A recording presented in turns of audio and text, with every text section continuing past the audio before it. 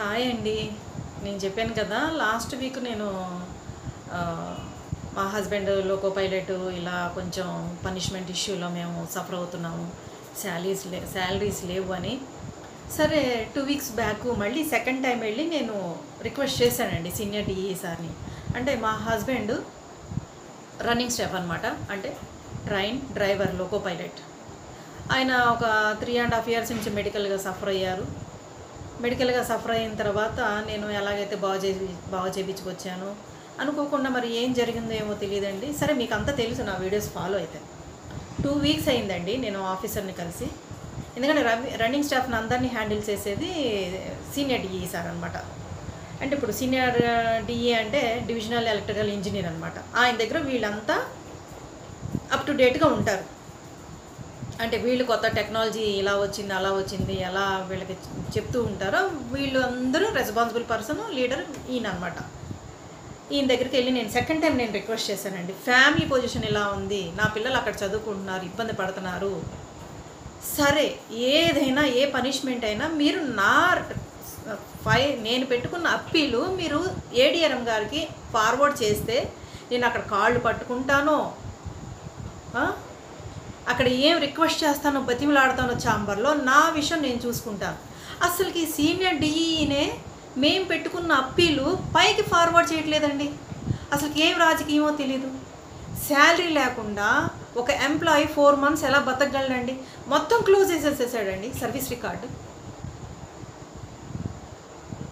అసలు తల పగిలిపోతుందండి. ఈ సమస్యలోంచి ఎలా రావాలో అర్థం కాకుండా. ఒక సమస్య వచ్చిందంటే దాన్ని పీక్కోవటానికి భార్య భర్తలు ఇద్దరూ ఎంత లాక్కోవాలి, పీక్కోలేక సావాలి. ఆల్రెడీ సిక్ అయిన ఉన్న మనిషి ఇప్పుడిప్పుడే పుంజుకుంటున్నాడు ఆపరేషన్ అయ్యి. అసలుకి మన కర్మ అలా రాసిపెట్టి ఉందనుకోవాలో. అసలుకి ఆ లాబీలో రైల్వే స్టేషన్లో ఉన్న లాబీ సీసీఓర్ కావాలని రిపోర్టు పంపించి, అంటే ఇన్స్పెక్షన్లో ఎంక్వైరీ ఆఫీసరు, లోకో ఇన్స్పెక్టర్, లాబీలో ఉండే క్రూ కంట్రోలర్ ఉండే లాబీలో ఉండే సీసీఓఆర్, వీళ్ళు ముగ్గురు కలిసి రిపోర్ట్ పంపిస్తేనే సీనియర్ డిఈ సార్కి వస్తుంది. రిటర్న్గా అవ్వనివ్వండి, లేకపోతే ఎవరైనా ఇన్ఫార్మర్ తర్వాత పలానా ఎంప్లాయ్ ఎలా ఉన్నాడు, ఎలాగైనా ఇన్ఫర్మేషన్ సీనియర్ డిఈ సార్కి వస్తుంది. అతను ఇష్యూ చేసేసాడు.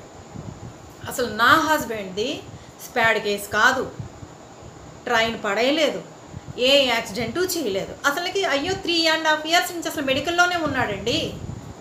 నేను ఎలా బతికినాను మీరు అనుకుంటారా? మెడికల్ ఫండ్ వస్తుంది, ఎస్బిఎఫ్ స్టాఫ్ బెనిఫిషియల్ ఫండ్ అని, ఎస్బిఎఫ్ ఫండ్ అని నెలకి 10,000 ఇస్తారండి. ఎన్ని లక్షల జీతమైనా ఇవ్వండి, మెడికల్గా ఇలా సఫర్ అయ్యే వాళ్ళకి పర్ మంత్ 10,000 వస్తే ఆ 10,000 అది అప్లికేషన్ పెట్టుకొని ప్రాసెస్ పెట్టుకొని నేను రిక్వెస్ట్ చేసుకొని ఫార్వర్డ్ చేసుకుంటే ఆ 10,000 నా ఆడపడుచులు, నా ఫ్రెండ్స్, లేకపోతే నా సిబ్లింగ్స్, అంటే నా అక్క తమ్ముళ్ళు ఎవరో ఒకరు తులమో పొలమో సాయం చేస్తే, రేషను పప్పు బియ్యం ఇస్తే అలా బతుకొచ్చానండి. జబ్బు పడిన మనిషి దగ్గర ఇంకేముంటుంది చెప్పండి? ఫైనాన్షియల్గా ఎలా పోరాడాలి, ఈ సమస్య నుంచి నేను ఎలా బయటికి రావాలి, అసలుకి ఎందుకు నా ఎప్పీలు సీనియర్ డిఈ సార్ ఫార్వర్డ్ చేయట్లేదు? ఏం తప్పు చేసాం? అప్పటికి 2 సార్లు వెళ్ళి భార్య భర్తలు ఇద్దరం వెళ్ళి, సార్ మమ్మల్ని బతకనివ్వండి, మమ్మల్ని చేసుకొనివ్వండి, పెళ్ళి చేయాలి, పిల్లలు ఇద్దరు చదువుకుంటున్నారు, వాళ్ళ చదువులన్నా కంప్లీట్ అవ్వనివ్వండి, 20 years ఇంది సర్వీస్ అవ్వలేదు, బెనిఫిట్స్ రావు అని రిక్వెస్ట్ చేసుకుని మొత్తుకుని వచ్చానండి.